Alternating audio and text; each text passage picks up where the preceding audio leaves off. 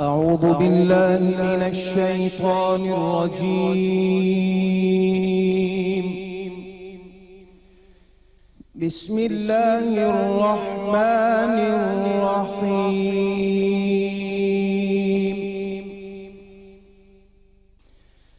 ومن يقنت منكن لله ورسوله وتعمل صالحا نؤتها أجرها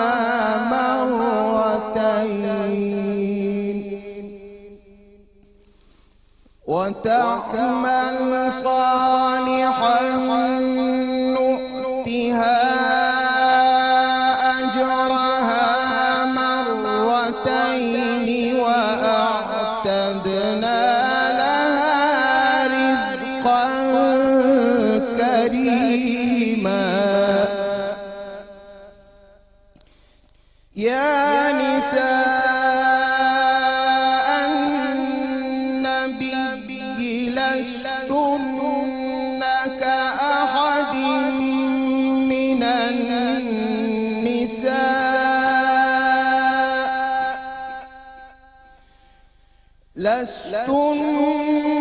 كأحد من النساء إن اتقيتن فلا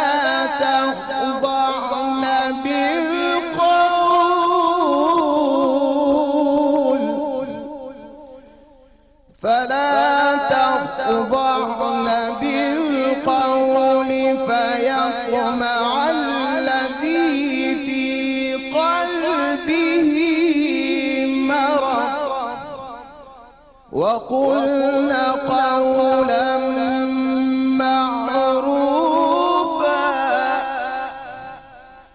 وقرن في بيوتكن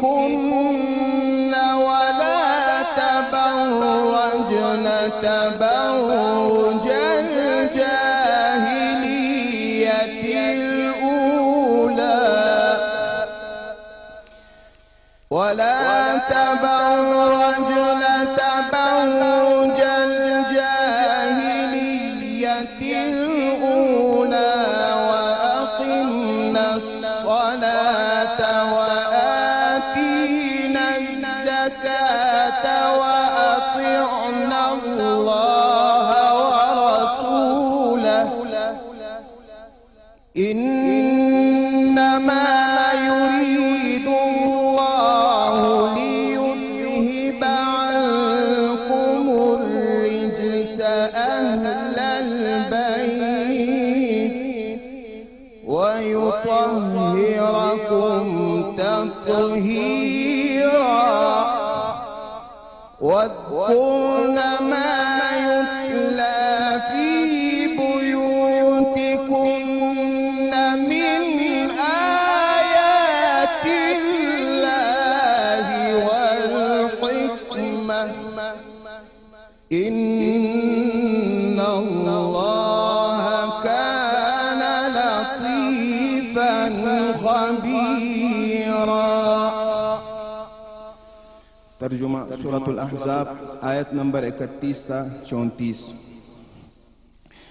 और तुम में से जो अल्लाह और उसके रसूल की इताअत गुजार रहीं और नेक आमाल करती रहीं तो हम उनका सवाब भी उन्हें दुगना देंगे और हमने उनके लिए जन्नत में बाइज़्ज़त रिज़्क़ तैयार कर रखा है। ए अज़वाजे पैगंबर, अगर तुम तक़वा इख्तियार करो तो तुम आम औरतों की तरह नहीं हो, लिहाजा तुम नज़ाकत के साथ बात मत किया करो। कभी कोई ऐसा शख्स बेजा लालिच करने लगे जिसके दिल में रोग होता है, और बात वो कहो जो भलाई वाली हो, और अपने घरों में करार के साथ रहो और गैर मर्दों को बनाओ सिंगार दिखाती न फिरो जैसा कि पहली जाहिलियत में दिखाया जाता था, और नमाज कायम करो और ज़कात अदा करो और अल्लाह और उसके रसूल की फरमा बरदारी करो। ए नबी की अहले बैत यानी घर वालों, अल्लाह तो ये चाहता है कि तुमसे गंदगी को दूर रखे और तुम्हें ऐसी पाकीज़गी अता करे जो हर तरह मुकम्मल हो। اور تم اللہ کی آیتوں کو اور رسول اللہ صلی اللہ علیہ وسلم کی سنت و حکمت کو جن کی تمہارے گھروں میں تلاوت کی جاتی ہے یاد رکھا کرو. بے شک اللہ اپنے اولیاء کے لیے صاحب لطف اور ساری مخلوق کے لیے خبردار ہے. صدق اللہ العظیم. بے شک جزاک اللہ. بسم اللہ الرحمن الرحیم. السلام علیکم، صبح بخیر. اور میں آپ کو خوش آمدید کروں گی اے ٹی وی اور اے پلس کی سحری ٹرانسمیشن میں. اور آج 10واں روزہ ہے، جس کا مطلب یہ کہ ایک عشرہ پورے 10 دن ہم سے جدا ہوئے رمضان المبارک کی. ایسے لگتا ہے کل ہی چاند دیکھا تھا اور کل ہی اس ماہ مبارک کا آغاز ہوا تھا، لیکن رحمتوں کا عشرہ اپنے اختتام کو پہنچ رہا ہے اور مغفرتوں کا عشرہ جو ہے وہ ساتھ ساتھ شروع ہو رہا ہے. ایک در رحمت ابھی کھلا تھا اور اس کے ساتھ ساتھ اب ایک در مغفرت بھی کھل رہا ہے. سو ہماری دعاؤں میں اللہ تعالیٰ کی رحمت کے ساتھ ساتھ اب اس کی مغفرت کی طلب اور چاہ بھی، اور جیسے جیسے ہم آگے بڑھتے چلے جائیں گے ویسے ویسے اللہ تعالیٰ کی رحمت بھی اور زیادہ جوش میں آتی چلی جائے گی. اور دعا یہی کہ ہم اس میں سے زیادہ حصہ سمیٹ سکیں. آج جو آپ نے آیت مبارکہ سماعت فرمائی ہیں ان کا مخاطب امہات المومنین اور پھر اس حوالے سے تمام مومن مسلمان خواتین ہیں.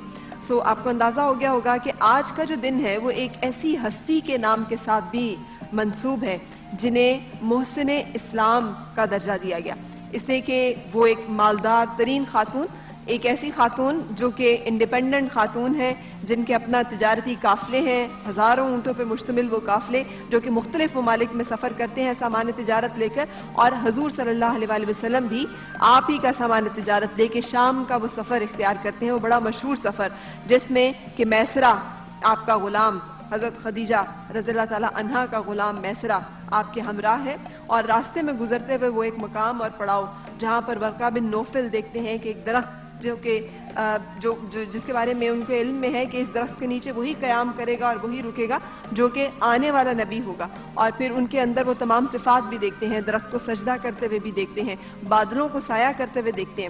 اور پھر میسرہ جب اس شام کی تجارت کے سفر سے واپس آتا ہے تو اپنی آقا حضرت خدیجہ کو، جو کہ اس سفر سے ہونے والے منافع اور دگنے منافع سے بے تحاشا خوش بھی ہیں، بتاتا ہے کہ جس شخص نے یہ سامان تجارت لے کے گیا اس کی ایمانداری کا معاملہ کیا تھا، اس کے لوگوں کے ساتھ برتاؤ اور حسن سلوک کا معاملہ کیا تھا. تو آپ اسی وقت منتخب کرتی ہیں کہ اس شخص کے ساتھ نکاح کرنا ہے اور اپنی سہیلی نفیسہ کے ذریعے سے پیغام بھجواتی ہیں نکاح کا. سو ہماری پہلی جو ماں ہے وہ ایک کتنی انڈیپینڈنٹ، وہ ایک کتنی خود مختار، وہ ایک کتنی مضبوط خاتون ہے جو اپنی زندگی کے فیصلے لے رہی ہیں اور اپنی زندگی کے تمام فیصلوں کو کتنی خود اعتمادی کے ساتھ لے رہی ہیں. اور پھر اس کے بعد جب وہ نکاح میں آتی ہیں آپ صلی اللہ علیہ وآلہ وسلم کی، تو مختلف روایات ہیں لیکن جو سب سے زیادہ جن روایات کا تذکرہ ملتا ہے اس کے مطابق حضرت خدیجہ کبریٰ رضی اللہ تعالیٰ عنہ کی عمر مبارک اس وقت 40 برس اور آپ صلی اللہ علیہ وآلہ وسلم کی عمر مبارک 25 برس. سو عمر کے اس فرق کے باوجود حد درجے آپس میں محبت اور ایک دوسرے کے ساتھ ایسا احترام کا رشتہ کہ جتنی آپ کی مال و دولت تھی، جتنی آپ کی اس وقت سرمایہ تھا، وہ تمام وقف کر دیا راہ اسلام میں. اور حضور پاک صلی اللہ علیہ وآلہ وسلم کو جو ایک سکون حاصل ہوا عبادت میں خشوع خضوع کے لیے اور پھر ریاضت کے لیے، تبلیغ کے لیے جو مشکلات اور صعوبتیں انہوں نے اٹھائیں، وہ تمام ایک زندگی کا حصہ اور خاصہ ہے. 25 سال پر مشتمل یہ خوبصورت رفاقت کا سفر جو طویل ترین ہے تمام امہات المومنین میں. اور آپ کو یہ شرف بھی حاصل ہے کہ حضور پاک صلی اللہ علیہ وآلہ وسلم کی جو اولاد ہے وہ آپ ہی کے بطن سے ہے. سو حضرت خدیجہ الکبریٰ کا جو مقام ہے وہ بہت ممتاز، بہت منفرد اور بہت جدا گانا، چونکہ آج ان کے وصال کا دن ہے، ان کی رحلت کا دن ہے. اور یہ وہ دن تھا کہ جس دن آپ کی جدائی ہوئی اور پھر اسی سال میں چچا، سب سے زیادہ پیار کرنے والے مہربان اور شفیق چچا حضرت ابی طالب کی جدائی بھی ہوئی. تو اس سال کو آپ صلی اللہ علیہ وسلم نے عام الحزن کا نام دیا، غم کا سال.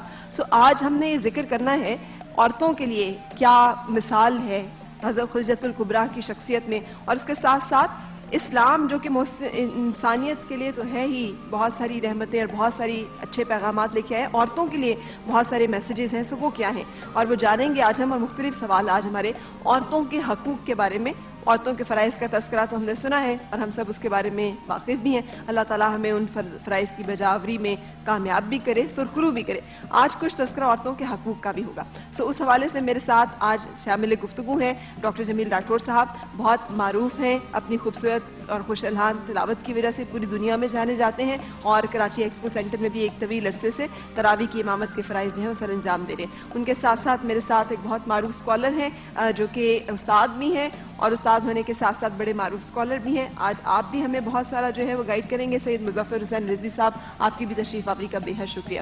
دو خواتین ہیں میرے ساتھ، اور میں اس معاملے میں اب آپ چپ کر کے نہیں بیٹھیں گی، اگر کوئی سوال آپ کے ذہن میں آئے گا تو پلیز آپ اپنا حصہ اس میں ڈالیں گی آن بہاف آف وہ ساری خواتین جو کہ گھروں میں بیٹھی ہوئی ہیں اور وہ سننا چاہتی ہیں کہ ان کے جو مسئلے ہیں ان کا کیا حل ہونا چاہیے، ان کے بارے میں کیا گائیڈنس ہے۔ سو شیف سمینہ، پہلے تو بتا دیجیے کچن میں کیا بنے گا؟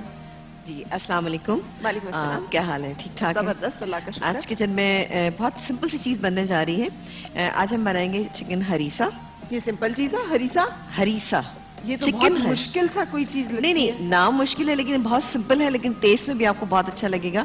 اور یہ لاہوری ہریسا سے بالکل مختلف ہے۔ اچھا، ہریسا لاہور کے علاوہ کہیں اور کا؟ جی امرتسر کا مڈل ایسٹرن ڈش ہے یہ، اور وہاں پر جو بنتی ہے نمک اور کالے مرچ اور بٹر کے ساتھ بنتی، وہ میں وہ والی بناؤں گی تاکہ سحری میں جب آپ کھائیں تو آپ کو ایک توانائی ملے اور سارا دن آپ کا روزہ بہت اچھا گزرے۔ اور ایک بناؤں گی شریڈڈ آملیٹ نا، شریڈڈ آملیٹ with herbs نا، with herbs ڈفرنٹ میں بنا رہی ہوں، میں نے کہا ذرا سا اچھا لگا، ایک اسپائسی ہے تھوڑا سا اور ایک بہت مائلڈ ہے۔ ٹھیک ہے، سو آپ ساتھ رہیے گا، ہم آپ کو فوراً بریک کے بعد بتائیں گے کہ کس طرح سے یہ چیزیں بنانی ہے۔ ڈاکٹر بلقیس آج ہمیں کس چیز کے بارے میں بتا رہی ہیں؟ میں پھلوں کی ملکہ کے بارے میں۔ پھلوں کی ملکہ؟ جی، وہ کون ہوتی ہیں؟ وہ جب دکھاؤں گی کروں گی تو پتہ چلے گا۔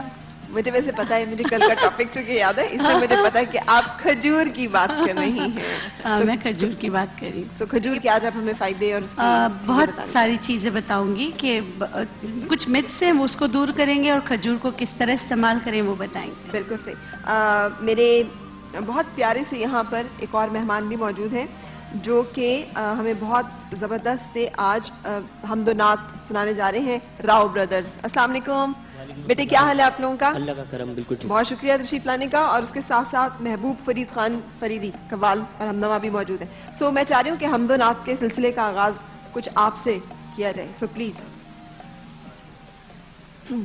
جی